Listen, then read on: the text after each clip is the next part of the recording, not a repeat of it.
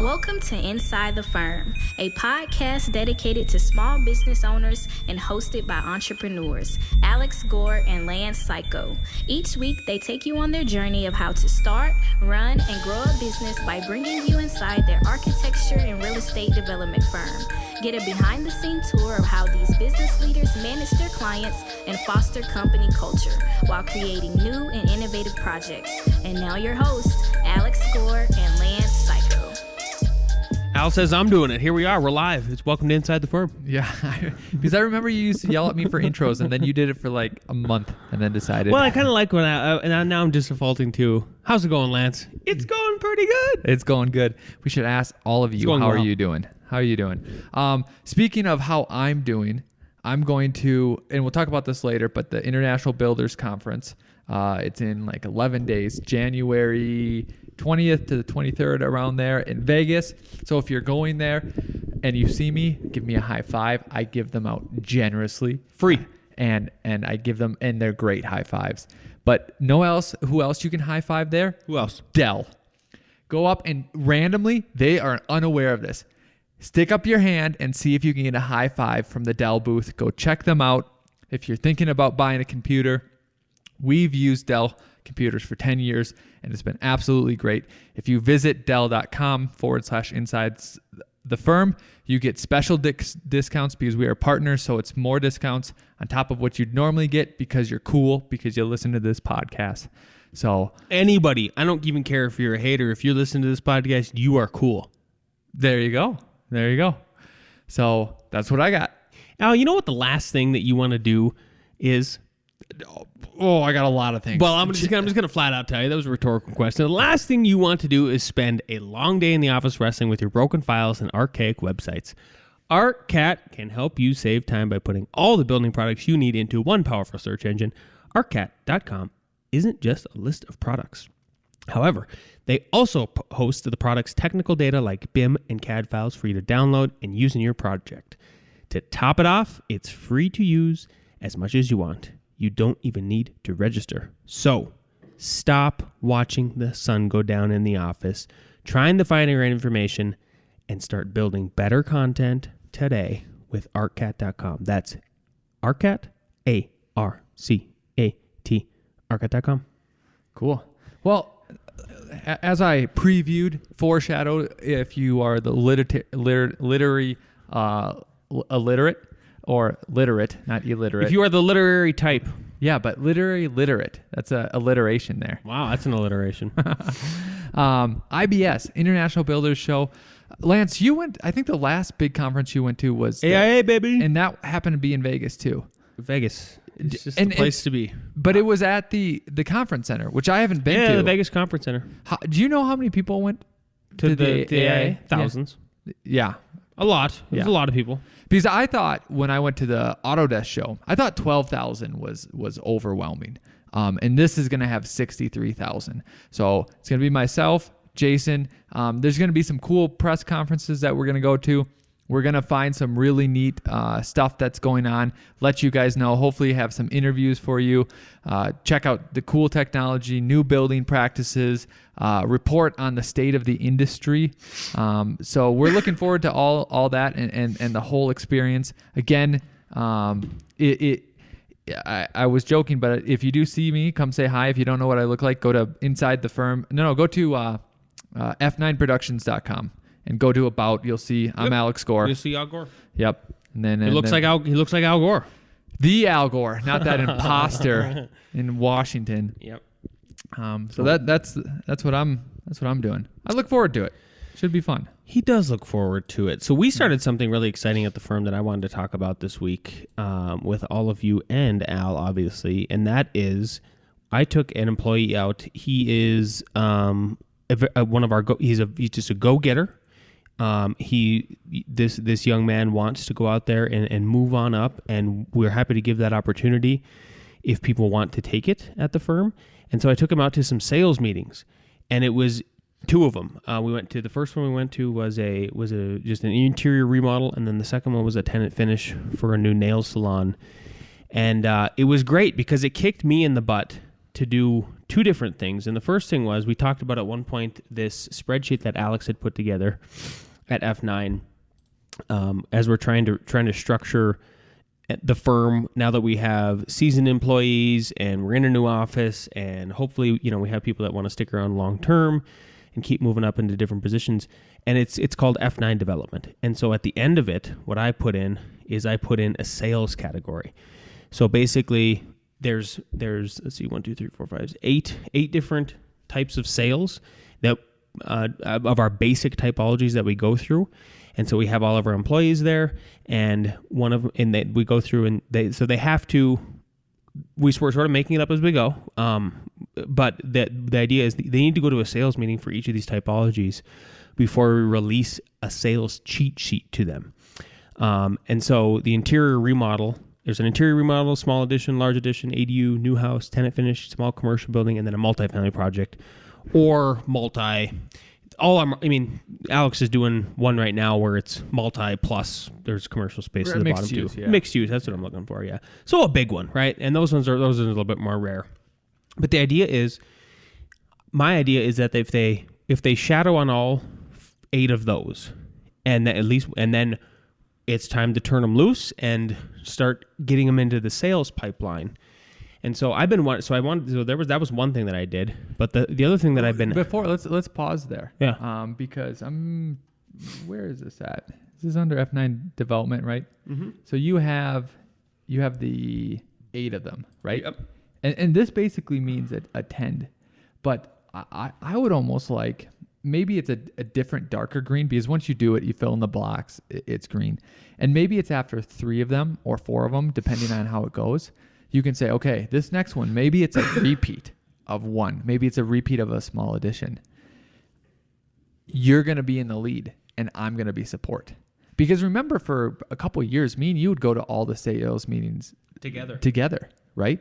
So then it's not, you go to all of these, and then you're out on your own, and you can't give feedback or things like that. You're literally watching, helping out, filling in, and then you can say like, oh, do you see where there's a sticking point, and either I addressed it or this is how you can address it in the future, right? So there's almost 2 levels of it, like going to it and then participating. Because when you go to the first couple, they can chime in, but they shouldn't have any expectations to say anything or lead or anything like that. But would it change your mind if I said that one of the things that I've been doing with for each of those projects is I've been copying Mr. Gresh on the emails and then giving some feedback about, I sat down with him on the next day and said, this is what kind of lead into the next part of the segment.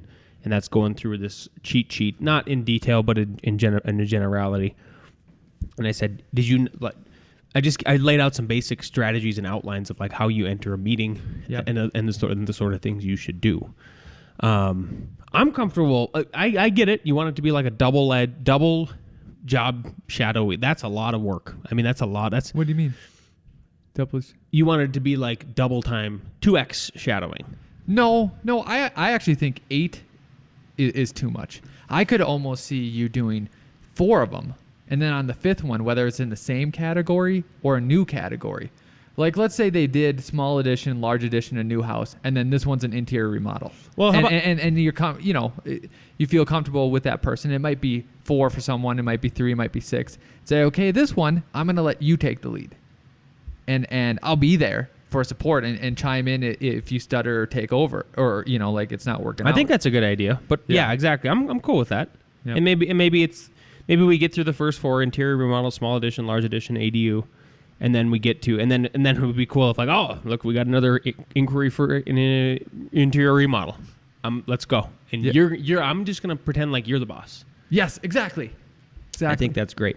Yeah. So that's what we're trying, because there's only so many sales meetings that Alex and I can take, especially when we start teaching at CU, and then the idea is that you just keep multiplying. I mean, if there's another person out there getting business, because what I would like to do is, the way we advertise is it just opens up a whole new opportunity for other people, for us to advertise in different markets that are maybe closer to where Alex lives, the other Alex, and then also me even. I mean, I could maybe take something off my radar, and then I could move further north, and we could finally hit the Fort Collins market, that we never have.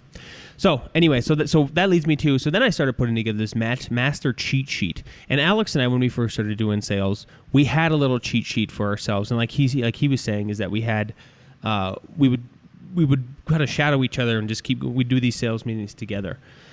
But when I started going through this, I basically laid out, and I won't go into detail, but 5 major steps that I wanted to bring up today. Was it 5?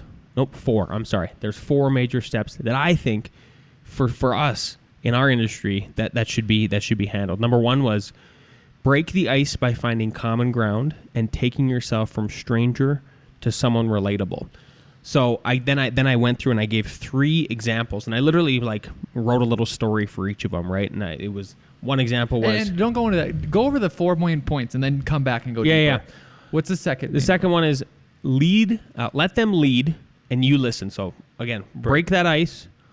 Make it so you're not a stranger anymore. Find something relatable. Then after that, let them lead and you listen. Third, after you're done with letting them lead and you listen, now it's your turn and the tour is over. And then the 4th one is proposal, presentation, conclusion, and expectations. And why I stopped you and why I think that's so important is because not only did I read this and add some stuff. Yeah. Until you said, I broke it into these 4 things. Like, I obviously read it. I was like, there is these 4 kind of steps. Yep. So just like a book has an index, and I'm doing it, well, I can do it later because we probably have it open at the same time. Like, we should have, here are the 4 major steps.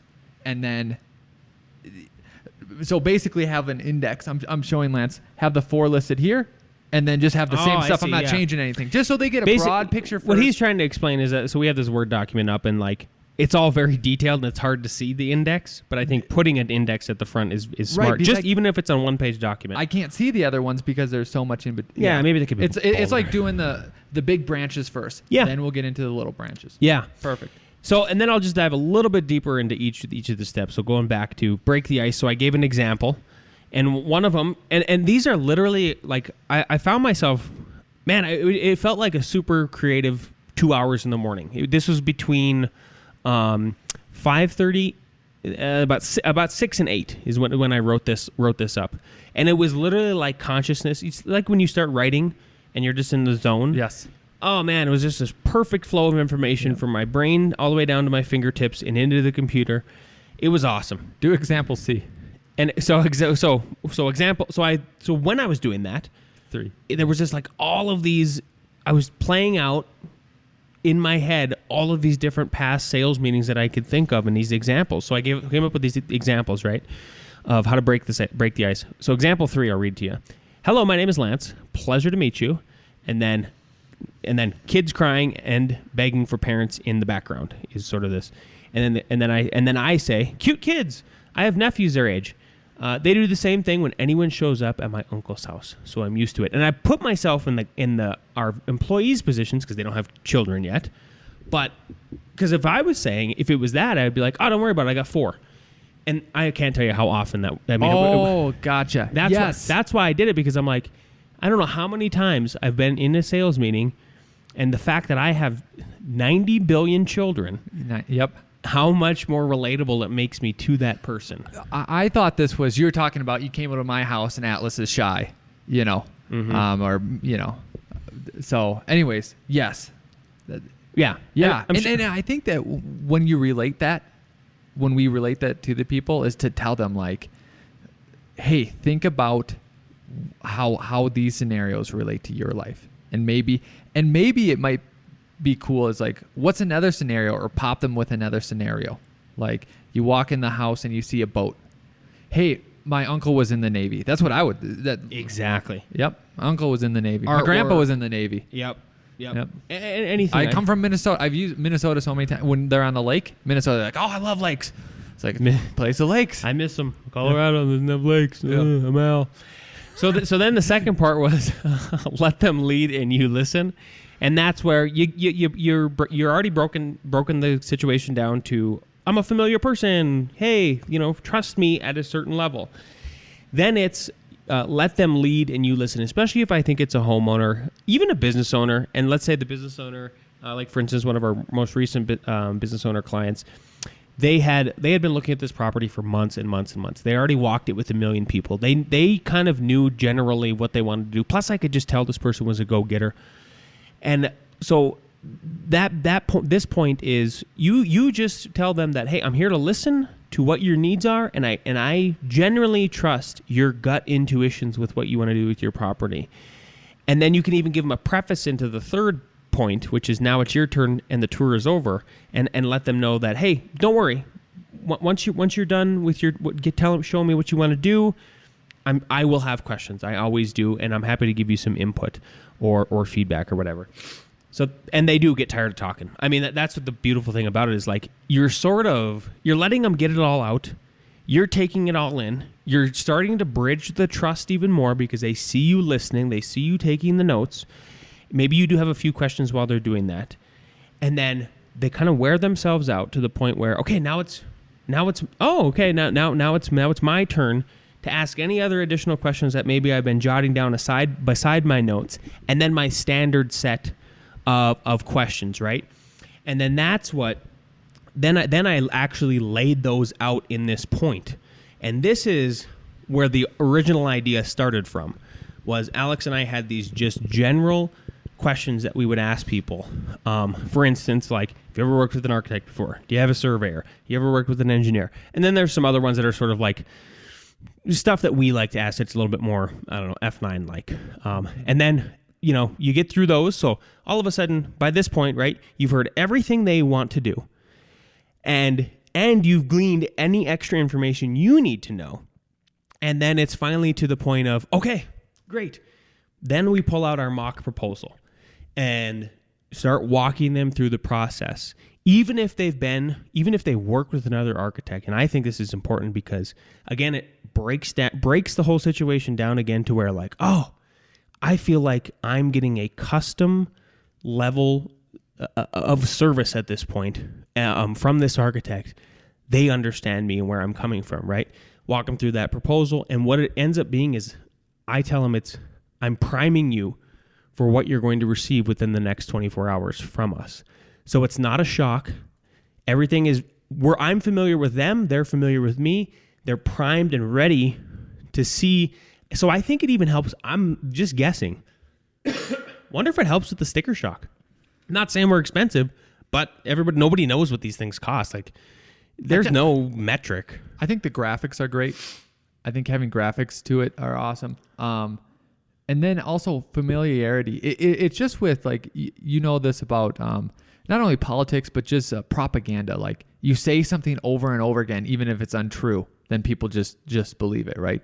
So it's showing them, it's getting one more step of familiarity, one more step of comfort, one more step of them knowing something. Like, oh yeah, I've seen this before. Them knowing something. Now I just only need to focus on the numbers instead of then they get another proposal that they've never seen before, and they got to digest all that information. I hope it's an AIA contract. I'm just going to say that. I don't even care. I hope it's an AIA contract that they give to a competitor, and it's scary to them and not explained to them whatsoever.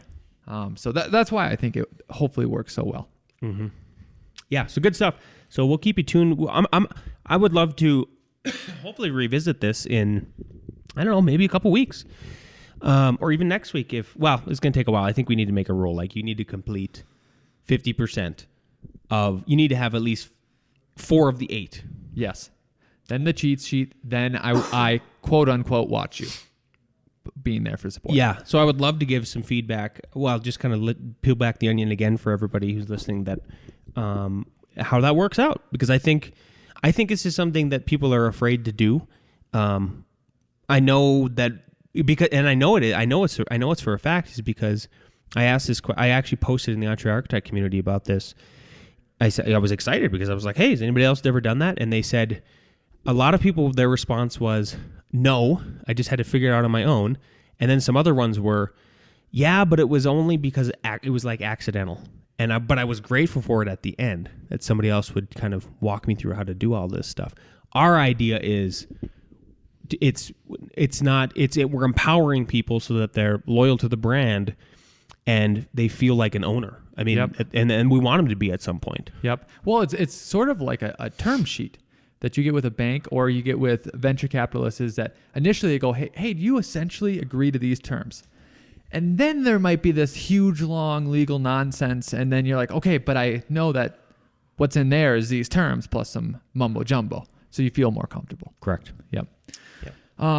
Let's talk about... Yeah, that's it. Yep. I'm going to keep you posted. So we're planning on growing. If we don't grow, hire someone now. Hopefully we should this year. And Lance and I are going to do something different, and we want your listeners' thoughts. We are going to do a personality test. And shout out to Josh Kunkel, who gave me this idea. If you've missed his episode, Josh was on I believe it was last week's episode of this week's episode. I'm sorry. Yep. Monday Morning Coffee. So Yep. check it out. And there's a lot of reasons for it, so that you can see who they are. You can relate them with who's in your staff, and then you can see how your whole staff is. So I took one, and I kind of want to talk to you about it, Lance. Pull up that email that I sent you. Yeah, I haven't looked at it because I was laying tile this morning. I'm sorry. That's fine. Pull up personality test. There we go. I got Gore, it. the behavioral report. And then if anyone else, I'll tell everyone what this is. It's called the predictive index. And Lance, here's how it worked out. It literally took me probably 5 minutes. That's what I was just going to ask you. How long it take you? Yeah. So it said... Individualist. Yeah, he is. Hey, we're going to have adjustable desks. Yeah. Shout out Earl Parson. So it would ask you, Lance, what do other people expect out of you? And there's about 100 different terms. And you pick what people... Just words. Yep, words. Then the next page is, what are you actually think you're good at? And then you go, holy shit, maybe some of those don't match. And then it gives you this predictive index. And Lance, scroll past the first page. Okay. And it breaks down into about 4 or 5 different categories. Like your strongest behavior. Is that the one you're talking about? Yep. Strongest behavior. Then there's a summary, management style, selling style. Interesting. So just what we were talking about, management style and selling style, right? So did you think it was spot on? I haven't, or do you not want to taint the water? Because one of his questions, Alex sent this to me and he goes, let me know if you think it matches who I am. Yep. And I'm not going to give Lance Good. any Don't indication, tell me because I want to know. Yep. I'm going to give you the honest truth. Yep. But I'll just read under strongest behaviors, one says casual with rules, focused on the goal, and how to get there, willing to bend the rules, delegates, implementing details. Sounds like Al. That actually sounds like just like Al. Yep. Bends the rules. Yeah. Yeah. So there's. And where did you find this one? So this is called. Everyone can check it out. The predictive index. Free. But go ahead, Lance. Honestly, read through that second page. Yeah. Just so you can see, okay, if we're deciding, did this describe Al, who you've known? We now figured out. You just gonna keep talking years. while I do it? Sure. I don't want dead air. Yeah. Okay. So then I won't read any of that, but I'll go on to the next segment while Lance is reading through that. But that's what we're thinking about doing in our firm. If you have any experience in some ones that you really like, email them to akg@f9productions.com, and we'll take a look at them. So also, I just wanted to let you guys know that there is our podcast got put on A.R.E News, and they just let me know, and then I wanted to see what A.R.E News was. It's actually ARCnews.io. So www.arcnews.io. It's pretty cool, actually. It has resources. It's their one-stop website page for the latest tools, resources for architects.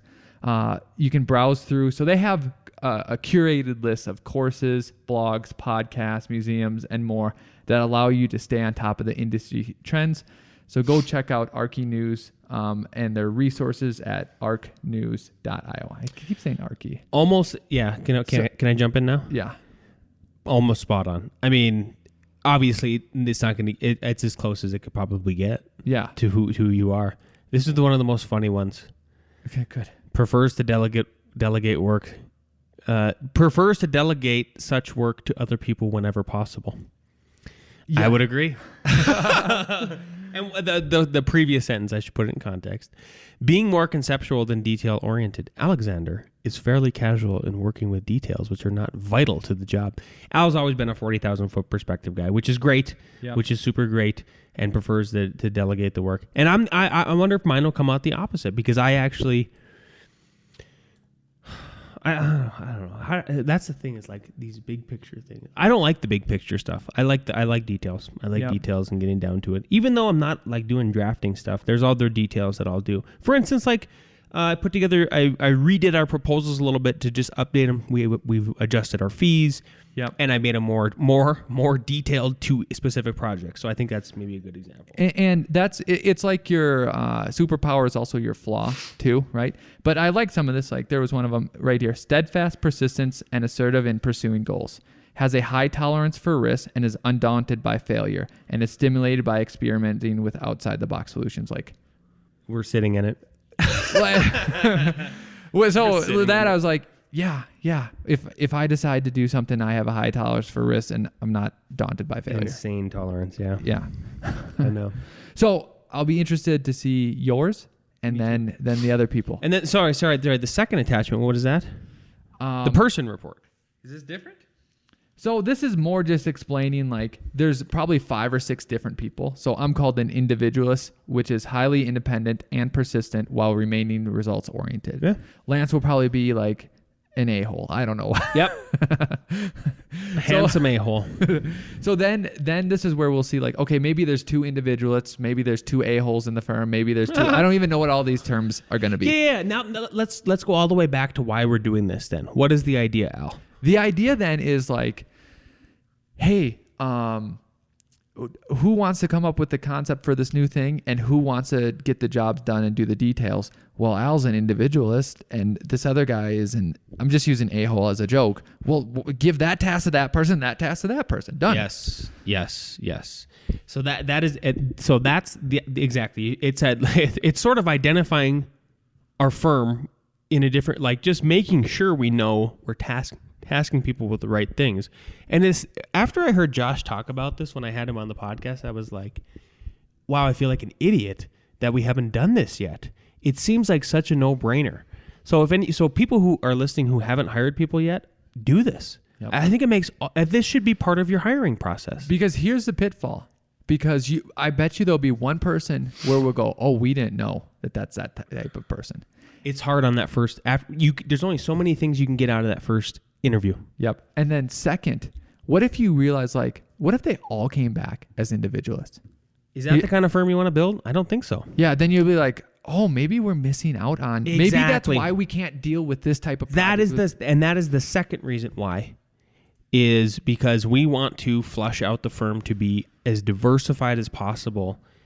Since we've got to this threshold of we're in our own building, we're a decade that's old. Solving task. Yeah, it takes exactly. Yeah, exactly. We're in our own building. We've kind of hit this sort of good, not a stopping point, but a kind of a here's where we're at in the professional world. It's 10 years old. It's 10 years old. That's like a milestone. That's what I'm looking for. We've hit this milestone where I think, okay, if we're really going to expand again one more time from 7 to potentially eventually 12. Then I think those last 5 people got to make sure we have the solid dozen, right? Yeah. We got to have not the dirty dozen, the solid dozen. I like it. We got to have a really good dozen eggs.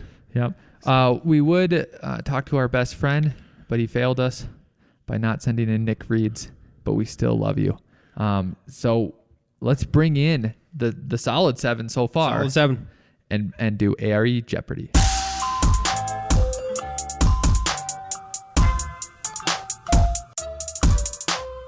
Here we go. Bearing walls should not be offset more than blank from the supporting or girder below. A, 1 feet.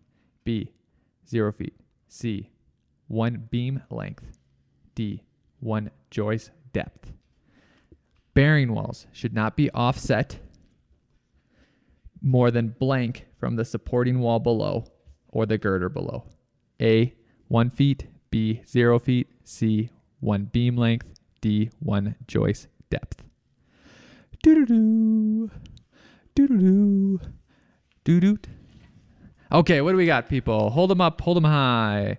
D, D, D, C. It is D. So here's your bearing wall, and your depth is this much, you can be that far away. Think about forces, trace them in arcs. Makes sense. I'll show you the picture here in this code checkbook for all of you inside the firm. Question 2. Can you notch in the middle 1/3 of a beam? A, yes. B, no. C, yes. As long as it is 1/3 of the depth. D, yes. As long as Johnny Depp, known for his role in Pirates of the Caribbean, determines the depth. What was your favorite Pirates of the Caribbean? The first one. That's the rule. Yeah. I think that's the only one I've seen. Okay, what do we got? What do we got? Yes. 4? C. And C. The answer is no. You can't notch. You can bore. Yes. You can't notch. That was a beautiful A.R.E. question. Did anybody get it right? No. Nope. Dang it. Guys. But does it make sense now? You can't notch into it, but you can bore. Yeah. Yep. So we have this code check. I'll just plug them because plug them. They're not a sponsor. It's called Code Check. That's what it's called, and it's just I don't know about 10 pages or so. Yeah, we Googled it, or we not Googled it. We bought a bunch on Amazon one day. It's beautiful. They're like a 3 or how many pages? About 10, 20 pages, laminated. So there's the bearing wall question. So there's that, and there's the notching. Bearing wall, notching. So you guys all, I kind of put them in drawers. So there you go. Number 3, what is the tinted glass that absorbs a high percentage of solar radiation called? A, solar glass. B, tinted glass. C, a scintiq glass. D, radiation glass. What is the tinted glass that absorbs a high percentage of solar radiation called? A, solar glass. B, tinted glass. C, actinic glass. Or D, radiation glass. Yeah. Got them? What do we got, boys? We have D, right? D, A, and A. The correct answer is C. You guys are nailing it. Actinic glass. Never even heard about that. Yeah. Hey. It sounds like something you'd make up. that name? Yeah. Yeah. Pretty horrible name. Okay. 4. What is the process of deepening an existing foundation for, or building a new foundation for an existing building called?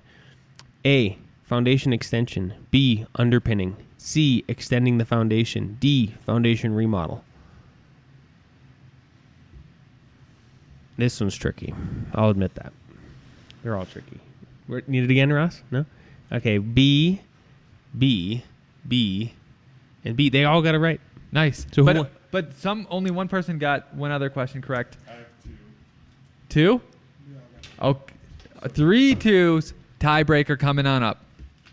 This is the lightning round. You guys know the rules of the game. The first one to put up the correct answer wins. So these are bearing stud walls. What percentage can you notch into a bearing stud wall? 1/3. 0. 25% is correct. Ross is your winner. So thank you everyone for listening. If you want to listen to these beautiful golden voices, go to RevitRocketship.com where not only you can listen to them, you will learn Revit. So it's like a side benefit of learning Revit by just listening to us. Money back guaranteed. A lot of professionals use it, so check it out. If you, for some reason, we're still at 73 5-star ratings on iTunes, and it's bugging the heck out of me. So if you are on your iPhone, I just want you to click on the Inside the Firm podcast, right? And then you just scroll down, and then there's your ratings and reviews, and there's a bunch of stars. And if those stars aren't filled in, well, then you just hit the far right one, and that one will leave us 5 stars, and then you can leave us a nice message. And if you do that, take a screenshot. Lance Cayko will call you if you are the 75th person. Somehow get us your phone number, akg@f9productions.com. Lance Cayko will personally call you. There you go. Thank you. That's what he will do. Okay, we'll talk to you next week.